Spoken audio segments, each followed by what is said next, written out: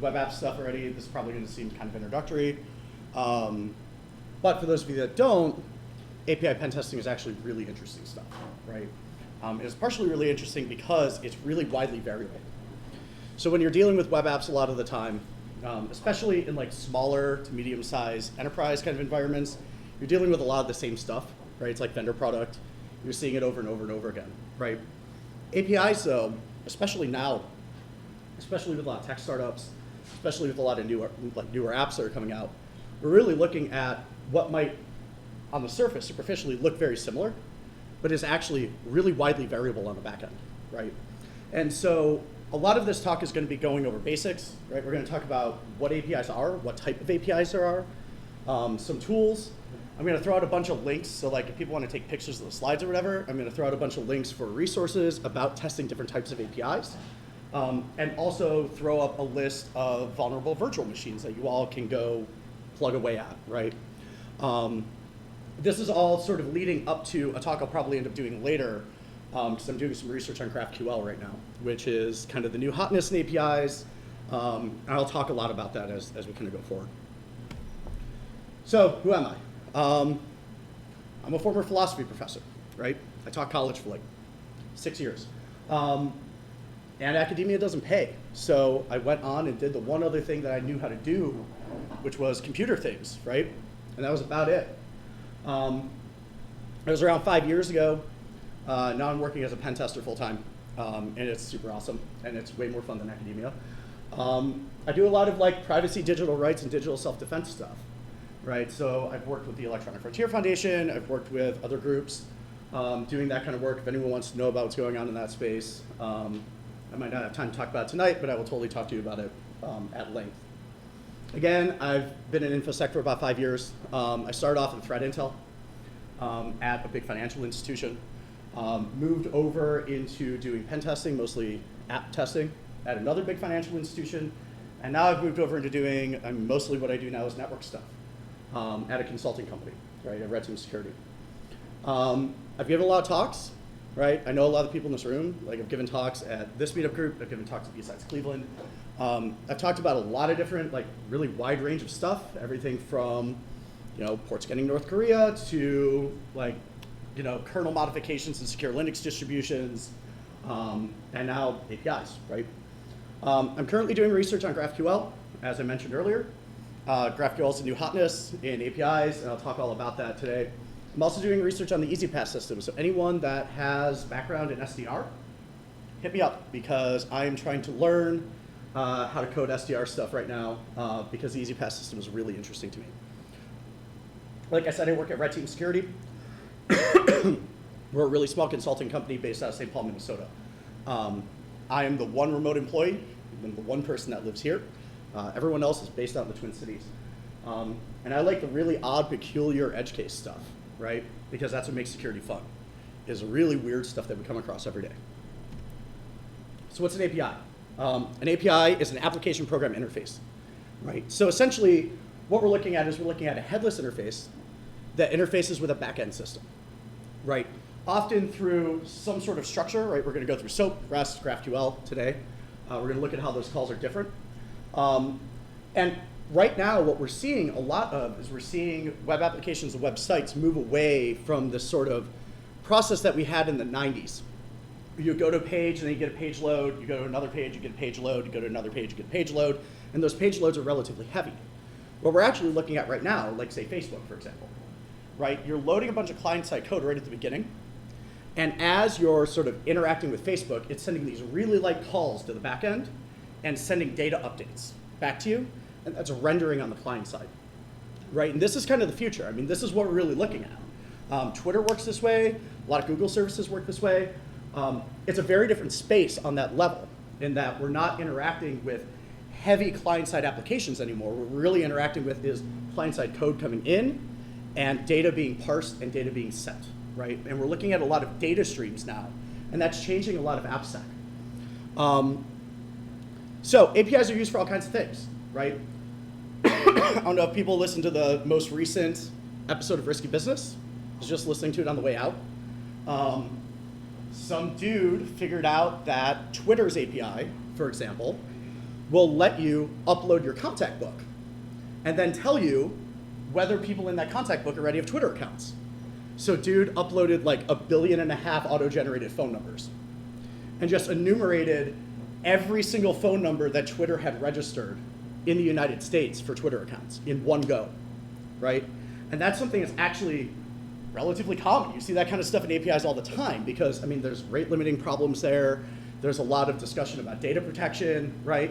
But when people coded that API, it worked, right? It did the thing you wanted it to do. And so some person just kind of figured it out. And that leads to kind of the last point on this slide. APIs deal with calls from the front end, right? Oftentimes what we're seeing when we're testing APIs is we're seeing a subset of those calls, right? You click a button, you fill out a form, you send some data, you're getting something back, right? You're seeing a subset of the actual calls that can be made, right? So say a REST API calls to URLs, right? And you're only seeing a subset of the possible URLs. But often in APIs, there's a lot more functionality than we're actually able to really see. So this contact book upload isn't a super well documented part of the Twitter API. It is documented somewhere. Obviously, someone figured it out.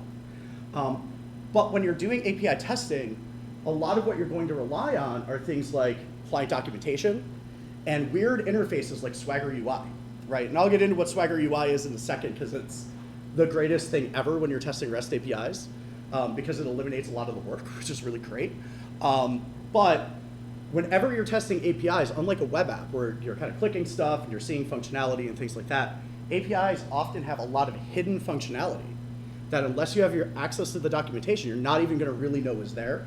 And often that's the stuff that doesn't get tested as much, and that's the stuff where people find vulnerabilities a lot of the time. So common API types, SOAP, right? So SOAP APIs look like this, right? They're big, ugly blobs of XML, essentially. SOAP is an older API specification, right? I mean, we're really looking at early API development. People were using SOAP really frequently, and a lot of that had to do with the fact that Microsoft was really heavily pushing XML for everything in the early 2000s, right? When people were really messing around with APIs for the first time. So SOAP is XML-based, right, as I said. XML, for those of you that have ever written code, XML is actually really easy to parse if you know what you're doing, right? Like almost every programming language has XML libraries. The PyXML library, right, like Python's my jam. The PyXML library is amazing. And so XML is really easy to parse, and so it's really easy to write services for SOAP. But SOAP has some very specific limitations, right? So one of the limitations of SOAP, even though it doesn't immediately seem like a limitation, I'll get into why it's a limitation later. One of the biggest limitations of SOAP is that it's somewhat protocol agnostic, right? I'll get into REST in a second, how REST uses HTTP for transport and why that matters.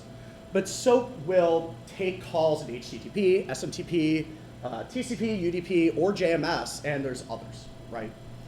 In the official spec, there's a lot of different ways that you can send a SOAP call. Right now, this is going to be about the second most common API that you're going to see.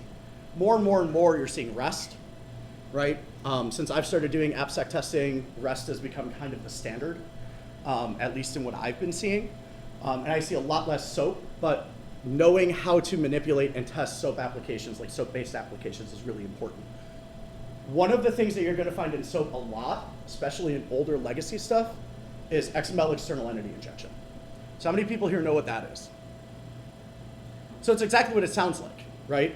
All of those tags right there are entities, right? What you're doing is you're injecting a new entity from externally into that to make a call. Now, from XXE vulnerabilities, though, you can get things like remote code execution and all kinds of crazy stuff, using DTD files and all this stuff. There's some really great write-ups about how to do that, and there's some really good virtual machines that you can really practice getting things like RCEs using XXE vulnerabilities in SOAP calls, which is really cool stuff. So SOAP, when you're looking at a SOAP API, one of the things that you're going to look for a lot is you're going to look for WSDL files. Right? So WSDL file is an XML spec which lays out what the API can do, what parameters it will accept, what calls you can make, things like that. There are some really awesome plugins for Burp Suite that will just hunt down that WSDL file and then parse it for you and like automatically send it to various different tools. You can send it to repeater, you can send it to intruder, and it will just make calls for you. Now that's not always the best way to test, but if you're trying to fuzz something out really quick, it's a really good way to do that, right? So when you're messing around with this stuff, and I'll get into Burp Suite later, using Burp Suite, specifically Burp Pro, is super awesome. But even if you're not going to go that route, WSDL files are great to understand how to scaffold your calls. Because a lot of API testing, you're manually writing calls, right? And one of the things I will often do is I will write Python scripts, small testing suites, for APIs I'm testing, because it's very customized to that API. Because every API is going to be somewhat different. So REST, representational state transfer, right? REST is tied inherently to HTTP, right? It's in the spec, it's in its implementation. What this means is that REST calls can be made in a lot of ways, right? You can use HTML, you can use XML, you can use JSON, you can use plain text. A lot of REST APIs are using JSON at this point, just because JSON is pretty language agnostic, and again, really good parsing libraries. Also JSON, if you display it in a really pretty way, like in that screenshot right there, it's actually really easy to read. Unlike XML, which kind of makes my head hurt, right? XML is like migraine-inducing. So when you're talking about REST APIs, what you're really talking about is you're talking about a call to a URL through a web server interface that interacts with functions on the back end of that interface, right? So you can make a call that says, hey, I'm going to give you two numbers, add those together and spit me back an answer, right? And you'll send those in as, say, like JSON parameters, like A:1, B:2, and it'll spit you back 3, right? The way that you call the function is you call the function in the URL.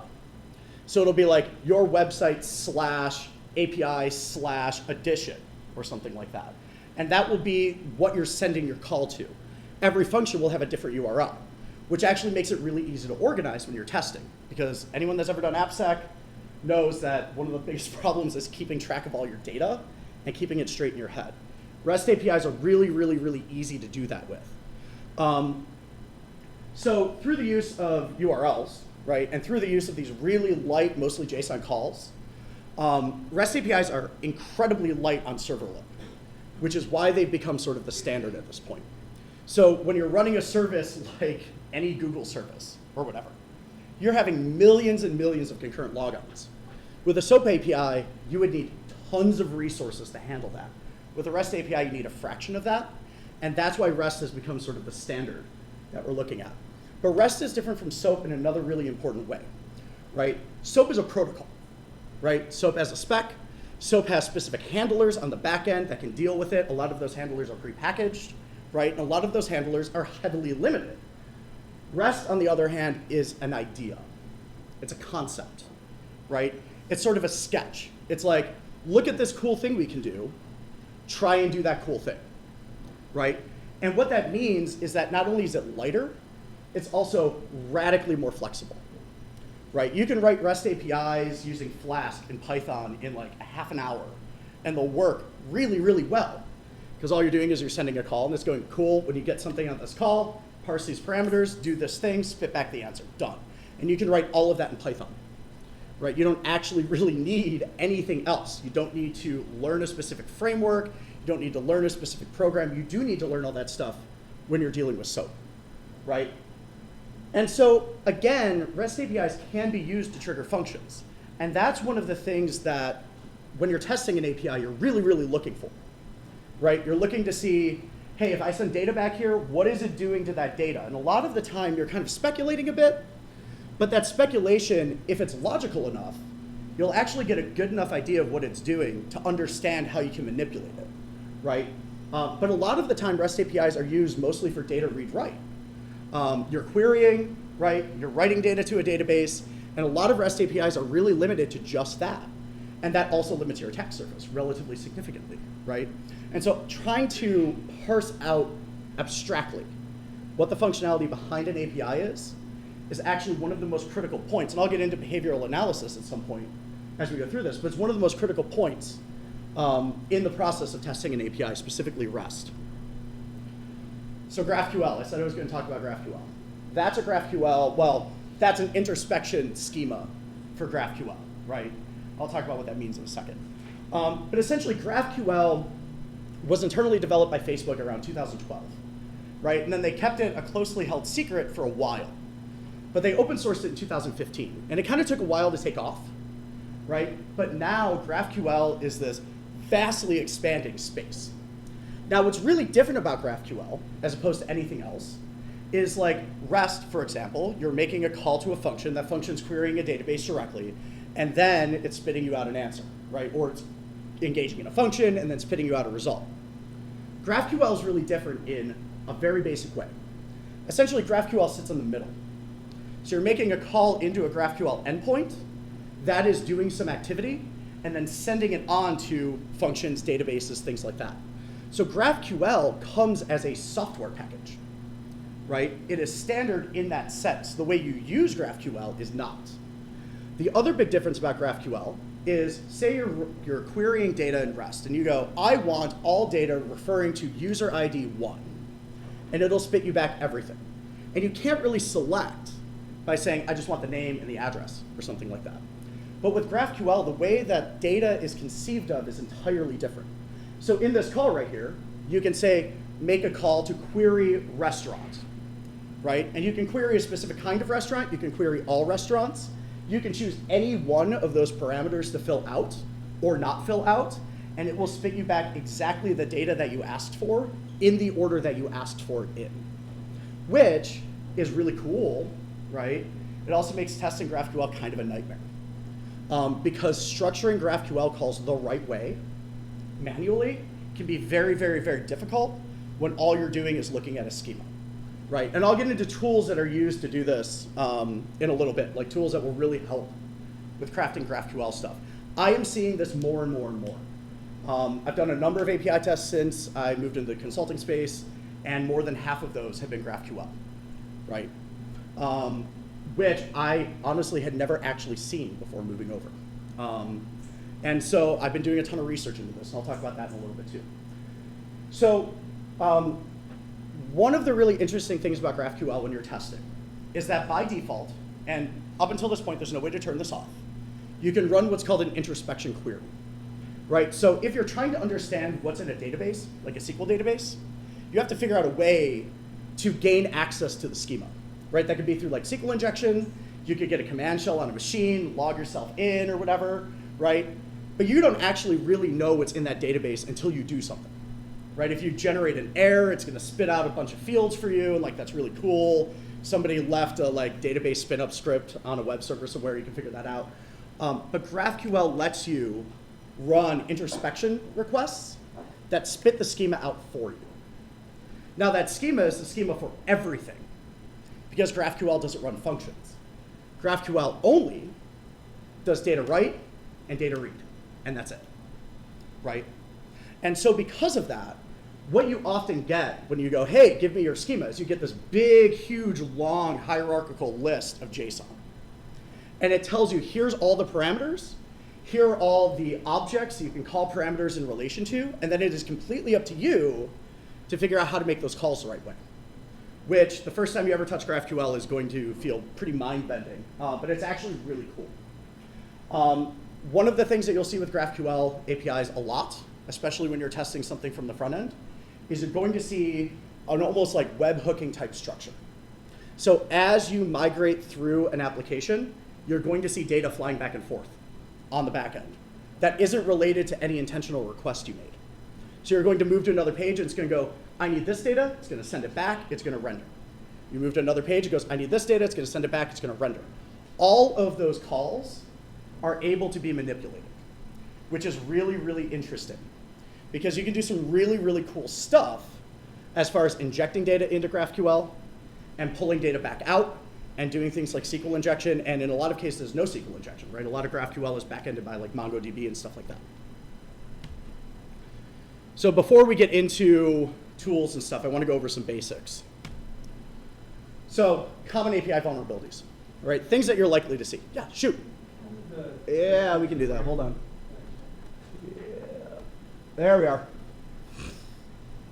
So one of the things you're going to see is you're going to see authorization and authentication bypass stuff. API calls often are meant to be limited to certain classes of users. This happens in REST a lot, right? And it's going to go, oh, okay, cool. Well, you're not sending us this cookie or this token. You can't access this function in the documentation. But a lot of times what you're going to find is that that's implemented imperfectly, right? And you can often make calls that you're not otherwise supposed to make if you know what those calls are ahead of time, right? Which again, is why documentation is so important.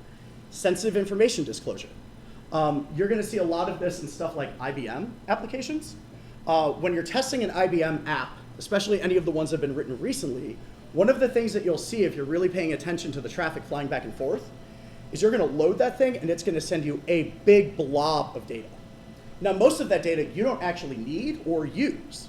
And some of that data are things like usernames or the actual full names of users that aren't you.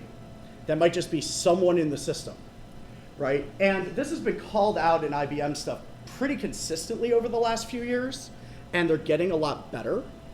But it's really easy to just go, cool, spit this blob of data at someone, as opposed to having to be in very light touch with what you're doing. It's way less code to do it that way, right? And so you will find often that when you're testing APIs, you're gonna get a bunch of data back that you don't necessarily want or need, but from a pen testing perspective, might be super, super important. The next thing you're gonna see is SQL injection, right? So again, most APIs are interacting with a database, right? So you can do SQL injection or NoSQL injection, depending on what kind of database you're looking at. A lot of the tools that are used to test APIs, whether that's SQL map, right? Like you can test JSON calls in SQL map. It's imperfect, but it does work. There's GraphQL map, which does this for GraphQL. You can do this in Burp Intruder really easily. But really hammering away at SQL injection, you'll get a lot of results that way. You might also see a lack of database permissions, right? So again, data that you're not supposed to get access to, but because of a flaw in the backend code, or because of a flaw in the way the API is implemented, you might be able to access that data, right? So again, the situation with Twitter, the guy just spammed 1 billion plus phone numbers at Twitter, and it went, yep, these are the phone numbers of all the users that exist. Right? That's not supposed to be what happens, obviously, right? Twitter would not write their API intentionally to have a flaw that giant, but they did, right? And often the difference between that and not that is very, very small on the back-end code level. Whenever APIs are doing JSON, you might end up with JSON injection vulnerabilities, right? So literally injecting random JSON into JSON calls, that's kind of cool. Business logic bypasses. This one is like super critical when you're talking about APIs. So again, APIs are these really light interfaces. And part of the reason that APIs are becoming so prevalent is not only that they're light on the server, but they're actually relatively simple to write, that you end up with way less code at the end of the day using an API with a heavy client-side front end than you do writing these complicated Java web apps that I think probably a lot of us that have done web app testing have seen, right? But because of that, and because a lot of API code is custom, and because a lot of API code is new, you end up with flaws that often let you do unintended things, right? Business logic bypass being a very general term for they want you to do this, and you're doing this with that function instead, right? You're gonna see a lot of that in APIs. Every once in a while, you might get command injection stuff. It's really, really rare. It's less and less and less common all the time, but it is something that has happened in the past. Template injection. So template injection is one of these vulnerabilities that a lot of people don't focus on. But say you are testing a SOAP API, right? Just as an example. And you fill out a bunch of parameters and you send that in. And what the system's doing on the back end is it's structuring an email that it then sends to somebody. And that email has a bunch of HTML code.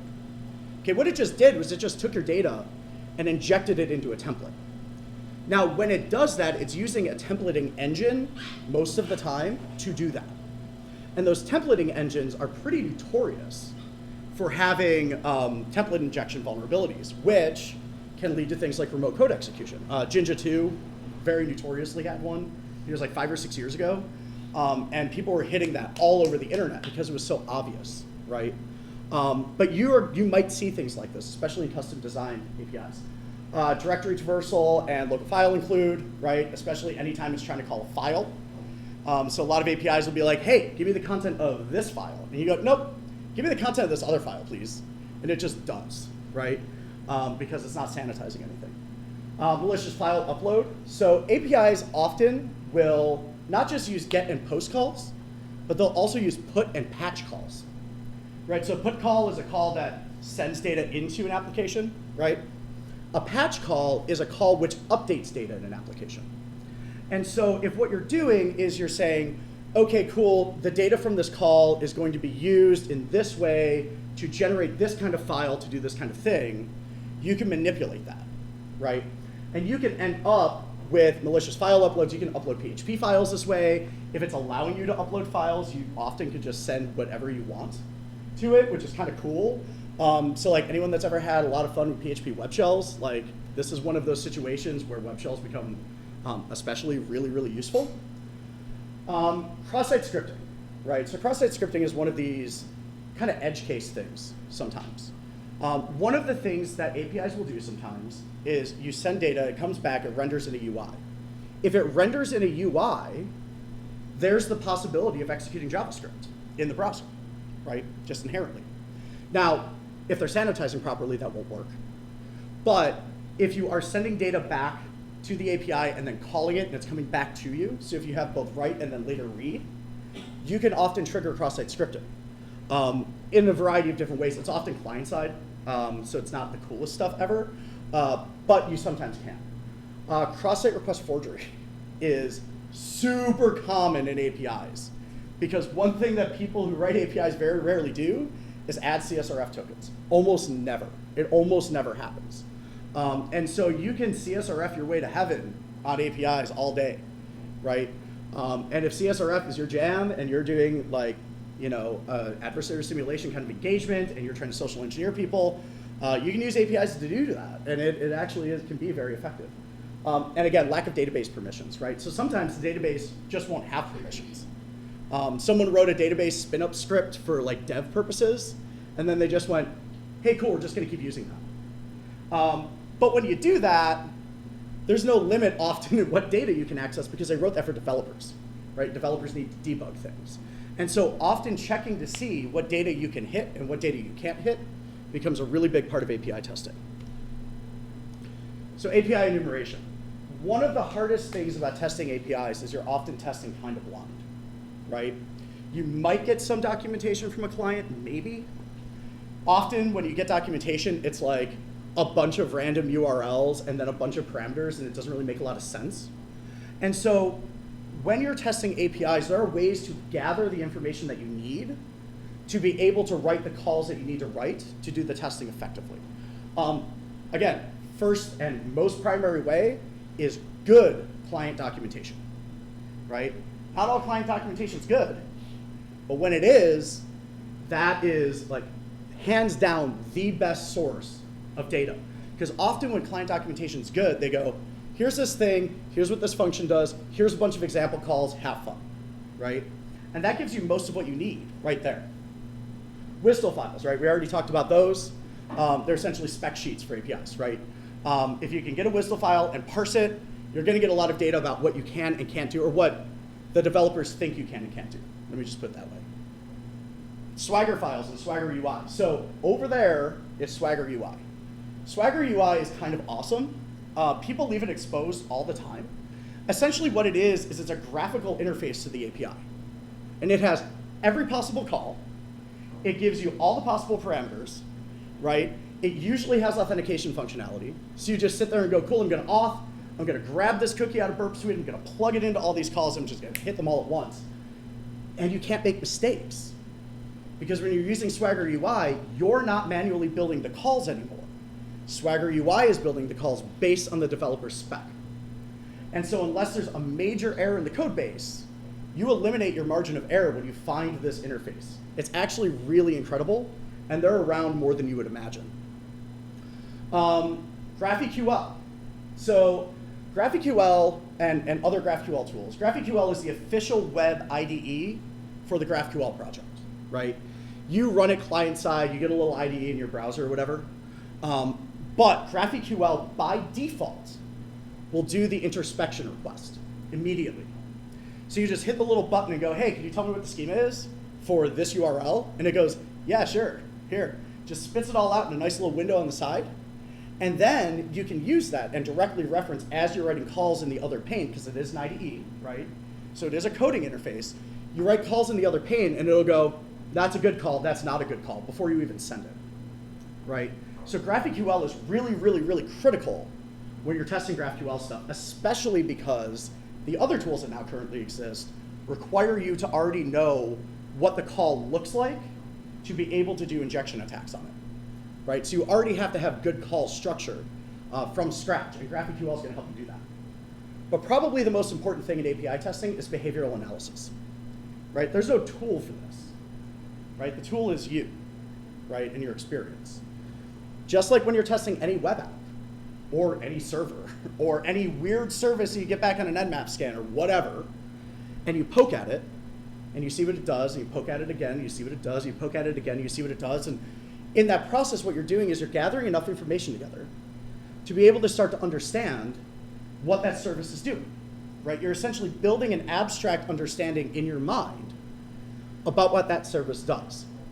And it's from that point that, I mean, if you're doing network testing, you can decide whether you think an exploit is going to work or whether an approach is going to work to interact with the service.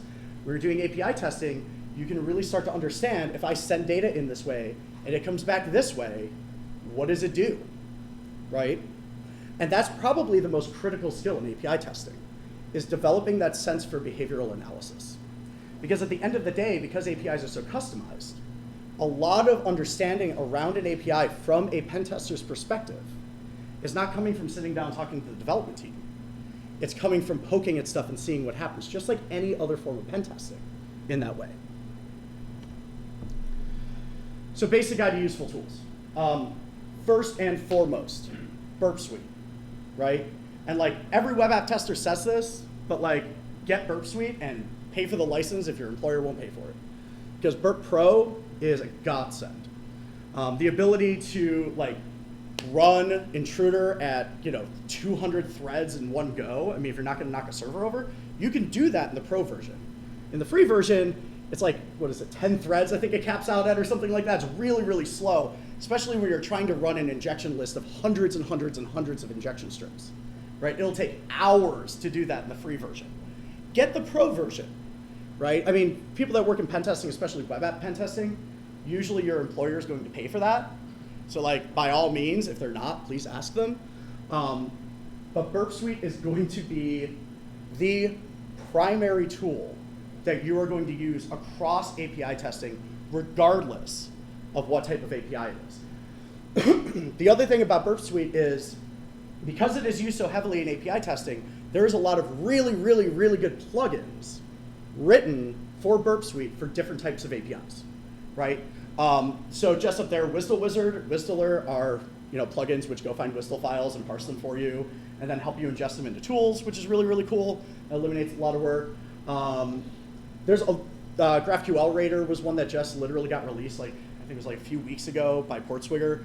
It's for testing GraphQL, and what it does is it makes the introspection request, pulls the schema down, automatically ingests all those calls into Intruder, and they can just fuzz them all at once, which is kind of awesome, right? Like, a lot of API testing is fuzzing, if you haven't figured that out at this point, right? And so Burp Suite is amazing. I will use Burp Intruder for fuzzing. I will use Burp Repeater for trying to build the calls out to begin with, right? So I will write a call, it will fail, I'll tweak it, it will fail, I'll tweak it, it will fail, I'll do that 20 times. All of a sudden I get a response back and I'm like, cool, now I can fuzz parameters, right? Because the request has to work first before you can break it, obviously. The next tool, SQL Map, right? How many people love SQL Map? I love SQL Map. Right? SQL Map's kind of amazing. Because the people that write SQL Map are really smart, right? Like, not only do they write good SQL injection strings, but they're writing new stuff all the time, constantly. New methods, new techniques, new ways of shortening strings, new ways of bypassing controls, right? The SQL Map project is absolutely incredible, but one of the things that SQL Map does, And one of my favorite options in SQL Map right now is -r. So what -r does, so say you're testing an API, you write a call, you intercept that call in Burp Suite, okay, the headers and everything. And you literally just like highlight, copy, paste into a text file, call it request.txt, and then you go SQL map -r request.txt, and it parses the call for you, picks out the parameters, and then automatically hits them all. You don't even have to identify the injection point first. It is a really great way to get a good understanding really quickly of whether SQL injection is going to be a possible attack vector against a specific call. It will also save you ungodly amounts of time to use -r. I found -r about 1.5 years ago, and it has been a lifesaver on a number of tests because it is just absolutely incredible. GraphQL map, right? So GraphQL map is a new tool. It just got released a little while ago. It's like end of last year. And what it does is it does what SQL map does, but for GraphQL calls, right? So SQL map is a really hard time to GraphQL for a lot of reasons. So GraphQL map was written to compensate for that. And so essentially, when you load a URL into GraphQL map, it does the introspection request either in the old spec or the new spec, spits you out your schema, and then the hard part happens. Because GraphQL map isn't super smart yet. It's a brand new tool. So it's not going to automatically parse your calls for you. So then you have to go through the arduous, heart-wrenching process of trying to write GraphQL calls from scratch, right? One of the projects I'm working on right now is I'm working with some people I know that work on GraphQL, work on the repo. We're actually going to try and build functionality into GraphQL, maybe if we can make it work, that will automatically parse those calls out for you. So then you can just literally copy the call, shove it into GraphQL map, and it'll just do its thing, right? Because writing GraphQL calls, learning how to make that work for a GraphQL API is going to be most of your first day of testing a GraphQL API, almost entirely. You're going to get the schema in the first 5 minutes. You're going to spend the next 8 hours figuring out how to make the calls work, right? And this has always been my experience, the experience of a lot of other people that do this kind of testing. So GraphQL map is really great once you figure out how the calls have to look, right? But once you figure that out, it's going to go, okay, cool, I'm going to run through a bunch of SQL injection strings. I'm going to run through a bunch of NoSQL injection strings. And if we get a result, I'm going to let you know, right? But at the end of the day, it's not as cool as SQL map, right? SQL map will get you command shells, it'll get you all kinds of stuff. You can upload files, you can do all that. GraphQL map doesn't have any of that functionality left, but apparently that's on the roadmap. Okay, SOAP UI, Postman, and GraphQL, right? These are all dev tools, right? These are tools that developers use, and they're really awesome. So like SOAP UI has a security fuzzing plugin. It's not super great. I wouldn't actually use it. I would just use Burp Suite for that. But what these developer frameworks are going to do is they're going to be part of the first phase of an API test when you're trying to get an understanding of what the API does and how, right? It's going to help you structure your calls really easily. It's going to tell you when you make typos. It's going to do all the things that a good coding environment does, right? And a lot of learning how to test APIs is understanding how APIs work and understanding how to code calls for APIs, right? That you have to get into a developer mindset to a degree to be able to test APIs effectively, and using dev tools is really going to get you there. So this is literally the first step, right? Once you get your documentation, you get your data, running it through dev tools is really going to help you gain that understanding, and then you start doing the security testing process, right? Because you don't have a UI to necessarily look at when you're testing an API, so you can't just like look at things. The next thing, and I can't emphasize this enough, curl is amazing, especially when you're testing REST APIs, because a lot of REST APIs will just straight up take get parameters, which is kind of awesome. So curl is really great when you're just kind of poking at it to see what it does. The request library for Python does a lot of the same thing. Now what's nice about requests is you can write scripts around it, which leads me to the next thing, custom scripts. When you start to understand how the API works, what you're going to realize sometimes is that the tools that you have access to, the tools that any of us have access to, are at best imperfect, right? They're going to send things in weird formats, they're going to send things in ways that the backend server doesn't understand. So sometimes, when you start to really understand how it works, and you're starting to really hone in on identifying vulnerabilities, and then specifically really hone in on the exploitation process, writing your own custom test scripts is really critical. And the best way to do that, in my experience, is Python, right? So like Python 3 is amazing. There's all kinds of really great libraries for this kind of stuff. There's already libraries for SOAP, REST, and GraphQL. And so just really spending a little bit of time, if this is a space that you're interested in getting into, learning how to write code in Python. It's going to save you a lot of time. And at the end of the day, when you're done, you go, cool, I found this vulnerability, and here's the exploit for it. Check this out. Because when you show technical people inside your client's organization an actual exploit that they know how to read, and Python is very easy to read, the problem becomes very, very, very clear as far as what's going on. And sometimes you are going to give the technical people in your client's organization way better info that way than you're ever going to give them from screenshots, right? So really learning how to code in Python and really allowing them to understand how the attacks that you're doing work is a super critical client interface skill. It also makes your testing life a lot easier. So this is one of the slides I said people might want to take pictures of. It's cut off for some reason, I'm not really quite sure why. But essentially, here's a bunch of links and resources for how to test different kinds of APIs.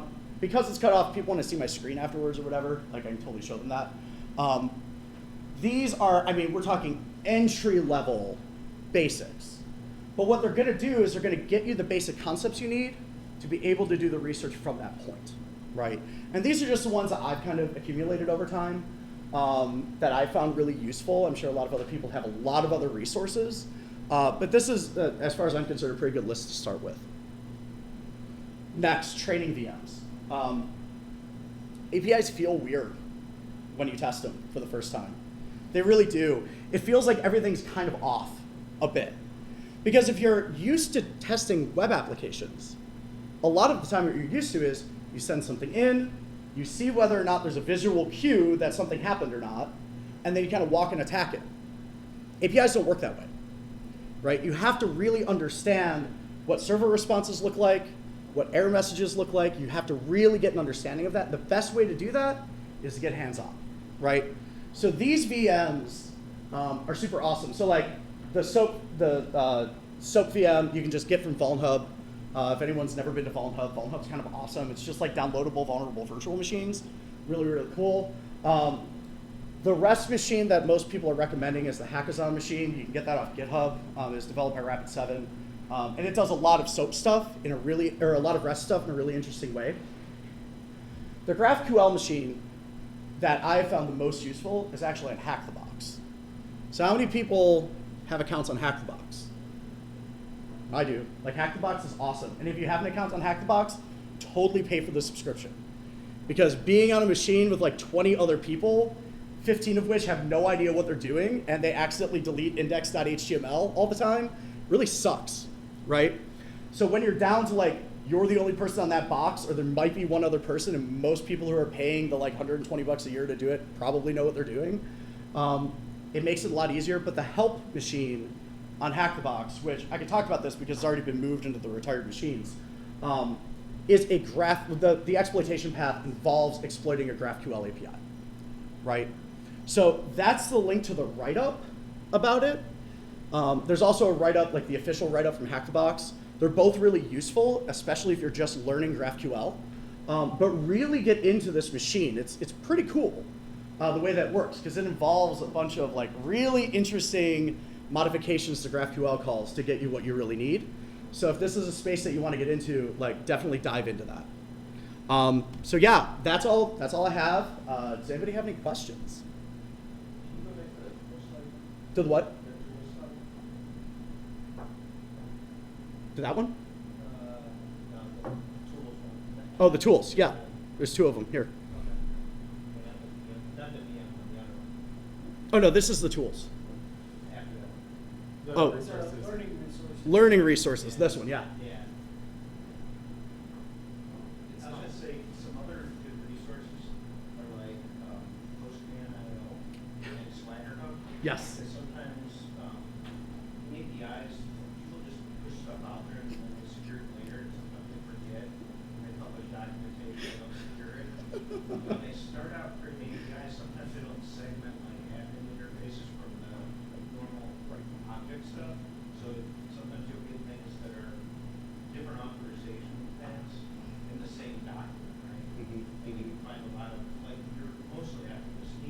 Yeah, yeah. So, and then you can, camper or whatever you want. Another good advertisement there, like NEOISF has a bunch of like shoe shop and things like that. But Tanya Janka created Itsy one. Ooh, specifically really? for rest. Ooh, Yeah, 'cause that's it's cool. really hard to find like ownable rest. It's incredibly difficult. Yeah. deals. Yeah. So, Yeah. No, that's really cool. Thank you. That's Yeah. awesome. Anyone else? Questions? All right. Cool. Thank you.